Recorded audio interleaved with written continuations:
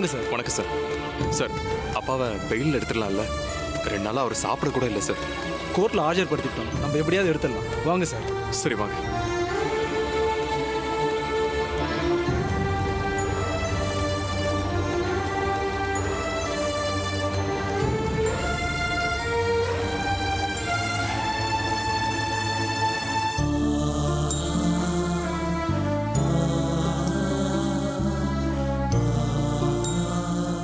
மாமா, உன் ஃபீலிங்ஸ் எனக்கு புரியுதும்மா. என்னால உங்களை இப்படி பார்க்க முடியல மாமா. என்னம்மா பண்றது? விதி. விதி இல்ல மாமா, சதி. எல்லாம் அந்த மல்லிகா பண்ண வேலைதான். இது என்ன மார்க்கெட்? அது எல்லாம் கசகசா நின்னு பேசிட்டு இருக்கீங்க. எல்லாரும் வெளியே போங்க. ஆமா, அக்யூஸ்ட் கிட்ட பேச உங்களுக்கு யாரு அதிகாரம் கொடுத்தாங்க? சார், கொஞ்சம் மரியாதையா பேசுங்க. யாருக்கிட்டமா மரியாதையா பேசணும்? ஒரு பெரிய மனுஷன் போய் அக்யூஸ்ட்னு சொல்றீங்க. பெரிய மனுஷனா? பெரிய மனுஷனாலும் அக்யூஸ்ட் தான்.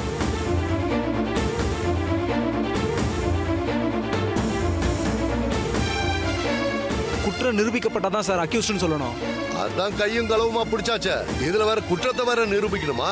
காலங்காத்தாலே வந்து கலாட்ட பண்ணிக்கிட்டு கிளம்புங்க சார். இன்னைக்கு திங்கக்கிழமை சார். அதுக்கு என்ன இப்போ? சார், நீங்க கோர்ட்ல ஆஜர்படுத்தாம ஸ்டேஷன்லயே உட்கார வச்சிருக்கீங்க. சார், கோர்ட்ல ஆஜர்படுத்தணும்னா எப்படி போகணும்? வண்டியில போகணுமா? வண்டியில பெட்ரோல் இல்லையா? என்ன பண்றது? சார், என்ன சார் கிண்டல் பண்ணிட்டு இருக்கீங்களா? டென்ஷன் ஆகாதீங்க மேடம். உங்களுக்கு ஒரு விஷயம் தெரியுமா? இந்த பெருசு மேலயும் நடராஜ் மேலயும் இன்னும் நான் கேஸே ஃபைல் பண்ணல.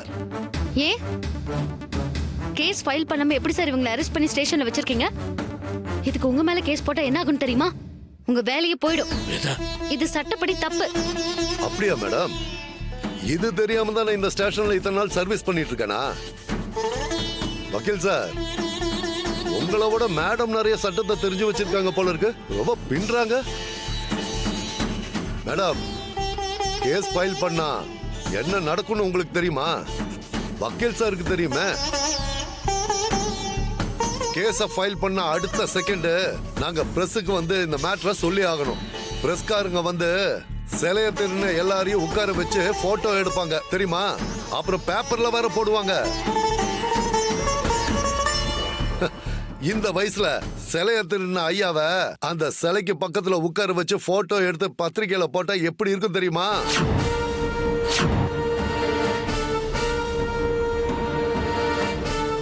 உங்களுக்கு நல்லா இருக்குமோ நல்லா இருக்காதோ எனக்கு தெரியாது. ஆனா மல்லிகை மேடம் அப்படியெல்லாம் நடக்க கூடாதுன்னு நினைக்கிறாங்க.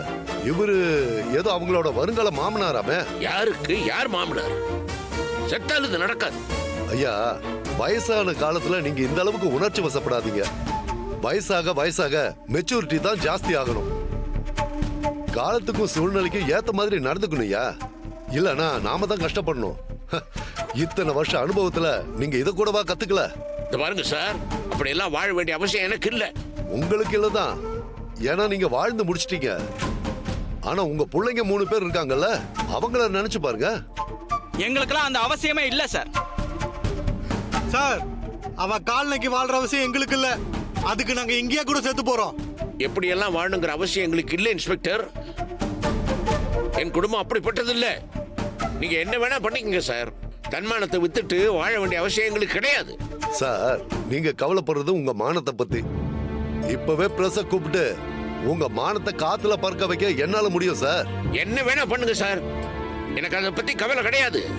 என் மனசாட்சி, தர்ம நியாயம் எல்லாத்துலயும் எனக்கு நம்பிக்கை இருக்கு. எங்களை ஒண்ணும் பண்ண முடியாது. பண்ணுங்க, உங்க இஷ்டத்துக்கு பண்ணுங்க. என்ன நடக்குது பாப்போம் சார். அச்சச்சோ, குடும்பமே நீதி நேர்மன் பேசி சாவடிக்கிறாங்களே சார். இது கலிகாலம் சார். என்ன சொல்லுறீங்க? கலிகாலத்துல அக்கிரமம் தான் ஜெயிக்கும்பீங்க. அப்ப நிச்சயமா நீங்க தான் ஜெயிப்பீங்க. ஐயா, நான் ஜெயிக்கவே வேணாம் சாமி. இன்னொரு 5 நிமிஷம் உங்க கூட பேசினேன்னு வச்சுக்கோங்க, எனக்கு பைத்தியமே பிடிச்சிடும். வக்கீல் சார், என்ன சார் நீங்க இதெல்லாம் சொல்ல மாட்டீங்களா? இதெல்லாம் சுத்தமா நடைமுறைக்கே ஒத்து வராத ஃபேமிலி போல இருக்க. பேப்பர்ல இந்த மேட்டர் எல்லாம் போட்டாங்கன்னு வச்சுக்கோங்க, ரொம்ப அசிங்கமாயிடும். அப்புறம் 4 பேர் கேள்வி கேட்டாங்கன்னு வைங்க, தூக்குல தான் தொங்கணும். டெய்லி கேஸ் பாக்குறீங்களா, உங்களுக்கு தெரியாது? நீதி நியாயம் எல்லாம் எங்க சார் இருக்கு? அதெல்லாம் என்னைக்கு ஜெயிச்சிருக்கு சொல்லுங்க சார். புரிஞ்சுக்காம பேசிட்டு இருக்கீங்க சார். அந்த பெரியவர்கிட்ட பேசுறதெல்லாம் வேலைக்கு ஆகாது சார். நீங்க தான் ஏதாவது ஒரு முடிவு எடுக்கணும் நான் என்ன சார் முடிவு எடுக்க முடியும்? சார். அந்த ஃபேமிலியில நான் வேற யார்கிட்ட சார் பேசுறது? அவரோட 2 பசங்களும் லூஸ் மாதிரியே பேசிட்டு இருக்கானுங்க. வேற யார் சார் இருக்காங்க? சார் அவரோட மூத்த பையனும் மருமகளும் இருக்காங்க. மூத்த பையன் எப்படி சார்? அதுவும் இதுங்கள மாதிரி லூசா இருக்க போகுது. சார் நீதி நேர்மன் பேசினா இந்த காலத்துல லூஸ் இல்லை சார். ஏன் அது உங்களுக்கு தெரியாதா? என்னை விட உங்களுக்கு தானே சார் நல்லா தெரியும். சமீபத்துல எத்தனை ஜட்ஜ்மெண்ட் பார்த்துருக்கீங்க? கூப்பிடுங்க சார் அவங்க 2 பேரையும். சுந்தர் சார், மேடம் இங்க வாங்க.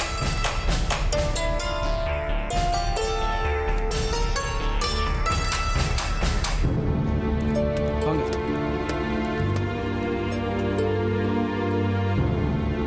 சார் நீங்களும் உங்க அப்பா மாதிரியே பேசுறதா இருந்தா தயவு செஞ்சு இப்பவே கிளம்பி போயிடுங்க. என்ன செய்யணுமோ அதை நான் பாத்துக்கிறேன். இல்ல நடைமுறையை புரிஞ்சுக்கிட்டு பேசுறதா இருந்தா பேசலாம். சொல்லுங்க சார், என்ன செய்யணும்? Very simple. மளிகை மேடம் என்ன கேக்குறாங்களோ அதை செஞ்சு கொடுத்துருங்க. அதை விட்டா உங்களுக்கு வேற வழியே கிடையாது.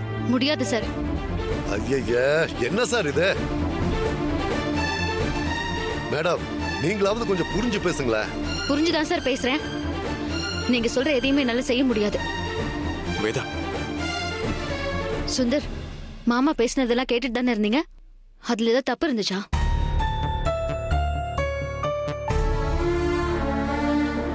அவரோட முடிவுதான் என்னோட முடிவும். என்ன வேணாலும் செய்யட்டும், பாத்துக்கலாம்.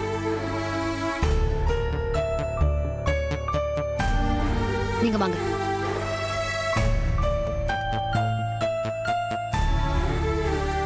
இனி நீங்க இங்க நின்னு என்ன ஆக போகுது? நீங்களும் போங்க. ரொம்ப கஷ்டம் சார். உங்களை எல்லாம் எப்படிதான் கரையேத்துறதுன்னு தெரியல.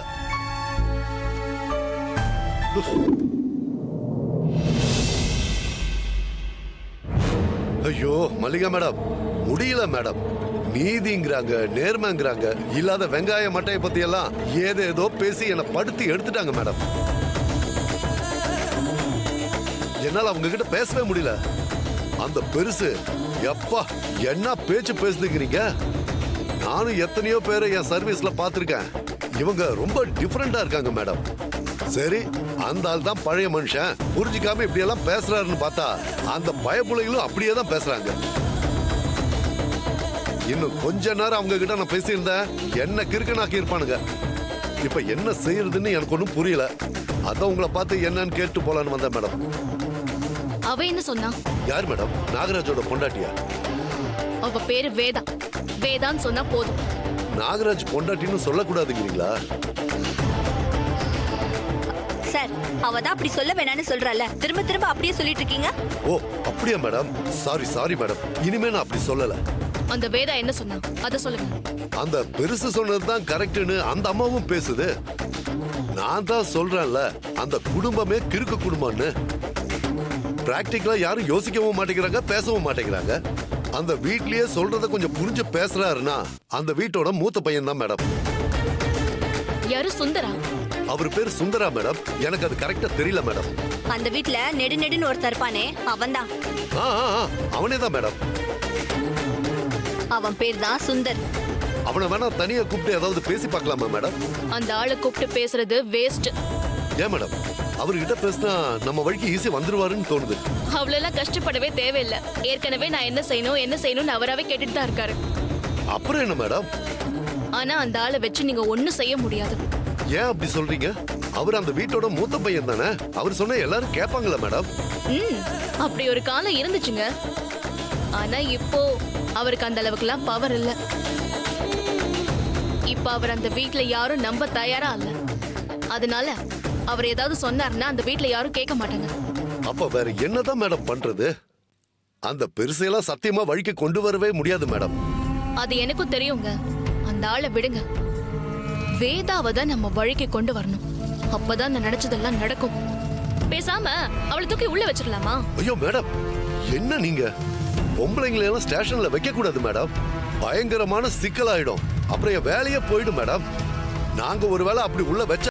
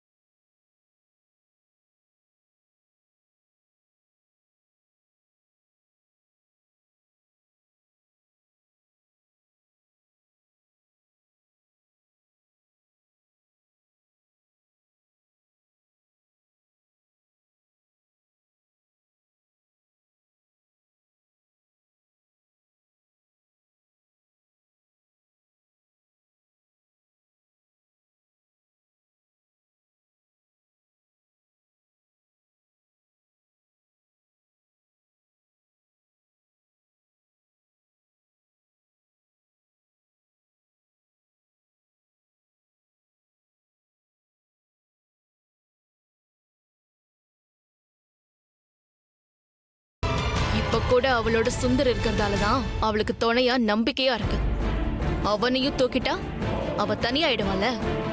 பிரச்சனையை ஷேர் பண்ணிக்கிறதுக்கு கூட ஆள் இல்லைன்னா பயம் வந்துதானே ஆகணும். வேற வழி இல்லாம அவ என்ன தேடி வருவா. அது ஓகே தான் மேடம். ஆனா சுந்தரை என்ன காரணம் சொல்லி மேடம் அரெஸ்ட் பண்றது? கவலையே படாதீங்க, அதுக்கான ஸ்ட்ராங்கான ஆதரவு இப்ப என்கிட்ட இருக்கு. ஆல்பம் கொண்டு வாங்க.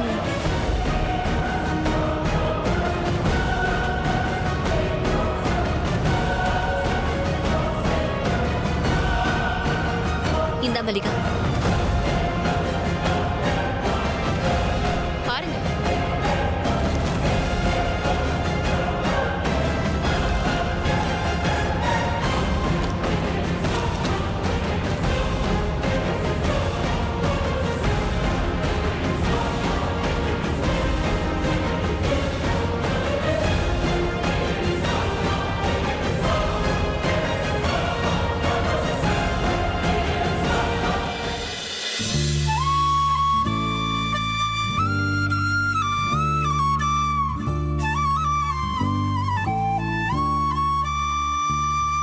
மல்லிகாவை சமாளிக்கவே முடியல வேதா. இதுக்கு தான் நான் முன்னாடியே சொன்னேன். இப்ப என்னெல்லாம் நடக்குது பாத்தீங்கல்ல. நம்மளால ஒரு ஸ்டெப்பாவது முன்னாடி எடுத்து வைக்க முடியுதா? முடியாது வேதா. ஏன்னா அவ ரொம்ப பலமா இருக்கா, நாம ரொம்ப பலவீனமா இருக்கோம். நாம எடுக்கிற ஒவ்வொரு ஸ்டெப்புக்கும் அவ ரிப்ளை பண்றது இங்க இல்ல, அங்க. பாவம் அப்பாவும் தம்பிகளும். தயவு செஞ்சு அதை சொல்றதுக்கு ஒத்துக்கோங்க. வேற வழியே கிடையாது. இதுக்கு மேலையும் நீங்க அவளை எதிர்த்து போராடணும்னு நினைச்சீங்கன்னா அடுத்த இழப்பு நமக்காத்தான் இருக்கும். அது பெரிய இழப்பா கூட இருக்கலாம்.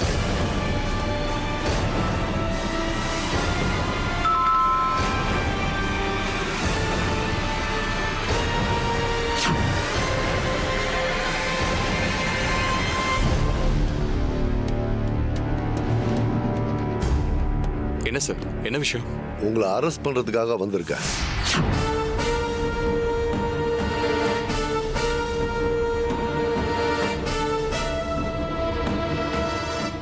என்ன எதுக்கு சார் அரெஸ்ட் பண்றீங்க?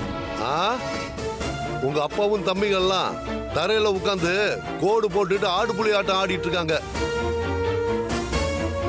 அதுக்கு ஒரு கை குறையுது. நாங்க உன்னை கூட்டிட்டு போறதுக்காக வந்திருக்கேன். என்ன எதுக்கு அரெஸ்ட் பண்றீங்கன்னு தானே கேக்குற? எதுவுமே தெரியாதா உனக்கு? தெரியாம தான் சார் கேக்குறேன். பாரு, இன்னும் நடிக்கிறத. ஆனா இன்னும் உங்களுக்கு ட்ரைனிங் பத்தல. கூட வந்தா இன்னும் நடிக்க கத்து தரோம். வரீங்களா? சார், என்ன என்ன கேஸ்ல அரெஸ்ட் பண்ண வந்திருக்கீங்கன்னு முதல்ல சொல்லுங்க சார்.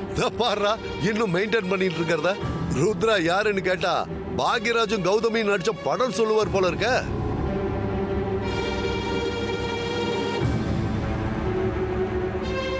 ஏயா, முகத்துல ரியாக்ஷன் எல்லாம் சேஞ்ச் ஆயிருச்சுல.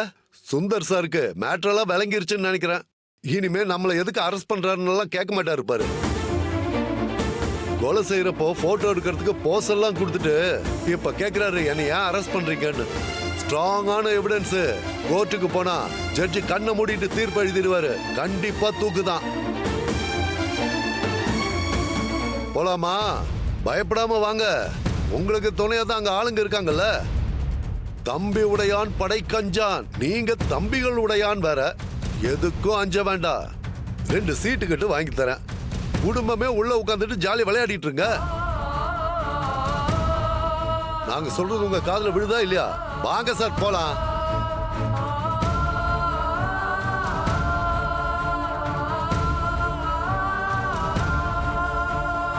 மேடம், இன்னும் இந்த வீட்ல போலீஸ் ஸ்டேஷனுக்கு கூட்டிட்டு போகாம இருக்கிறது உங்க ஒரு ஆளதான். அந்த அம்மா மல்லிகா சொல்லுச்சு உங்க மேலேயும் ஒரு கேஸ போட்டு அரெஸ்ட் பண்ணி உள்ள வைக்கணும்னு. நான் தான் பொம்பளையாச்சே, ஸ்டேஷன்ல அரெஸ்ட் பண்ணி எல்லாம் உள்ள வைக்க முடியாதுன்னு சொல்லிட்டேன்.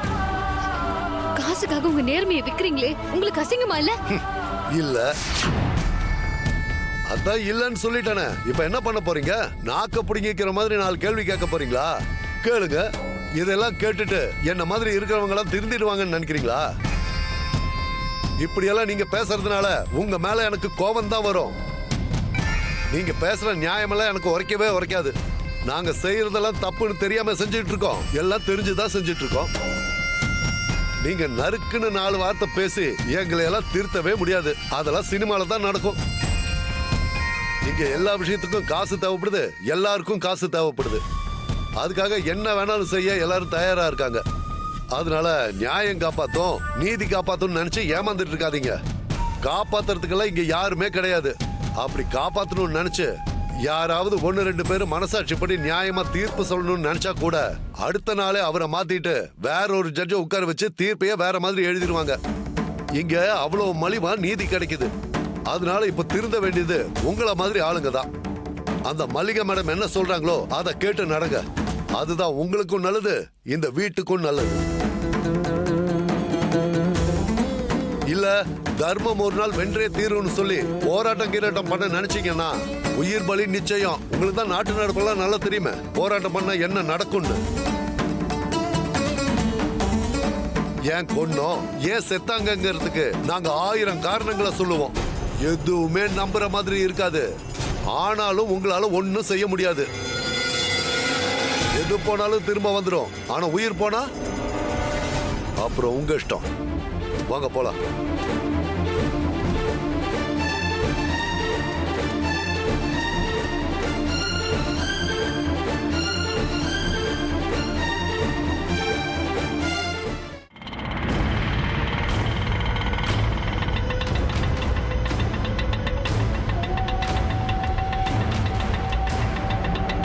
I'll just call you back.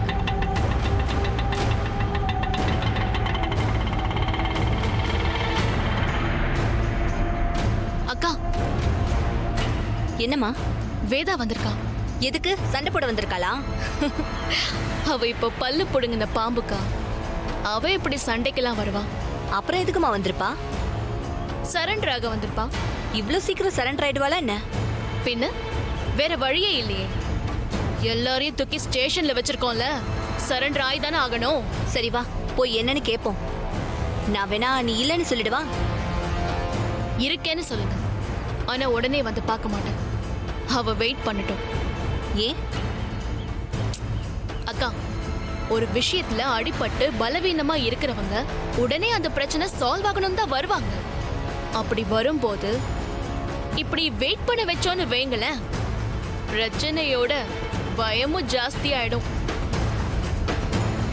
அதனால காத்திருக்கிறவங்கள ரொம்ப வீக் ஆக்கும். அப்படி வீக்கா இருக்கும் போதுதான் நம்ம என்ன சொன்னாலும் அதுக்கு சரின்னு சொல்லுவாங்க. இப்போ அவ வீக் ஆகட்டும், அதுக்கப்புறம் நான் வரேன். அப்போதான் நான் என்ன சொன்னாலும் அவ கேப்பா. சரி மல்லிகா.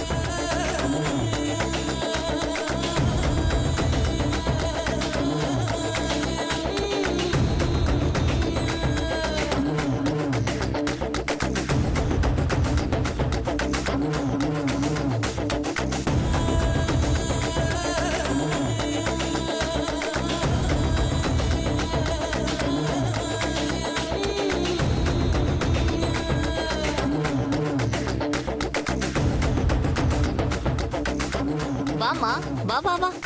என்ன திடீர்னு இந்த பக்கம்? மல்லிகாவை பார்க்கணும். என்ன விஷயமா பார்க்கணும்? அது அவகிட்ட தான் பேசணும். உங்க வீட்ல எல்லாருமே என்ன விஷயமா இருந்தாலும் அவகிட்ட தான் பேசணும்னு தெளிவா இருக்கீங்க. ஏதா இருந்தா எனக்கு என்ன. ஆனா ஒண்ணு தெரிஞ்சுக்க, என்ன கேட்காம மல்லிகா எந்த விஷயத்திலையும் முடிவெடுக்க மாட்டா. அதான் எந்த விஷயமா இருந்தாலும் எனக்கு தெரியாம போகாது. மல்லிகா இருக்காளா இல்லையா? இருக்கா இருக்கா. கூப்பிடுங்க. வெயிட் பண்ண வருவா. உட்காரியா? இல்ல பரவாயில்ல. ஏன்னா அவ வர 10 நிமிஷத்துக்கு மேலே ஆகும். அது வரைக்கும் இப்படி நிக்கவா போற? உட்காரு. பரவாயில்ல, நான் வெயிட் பண்றேன்.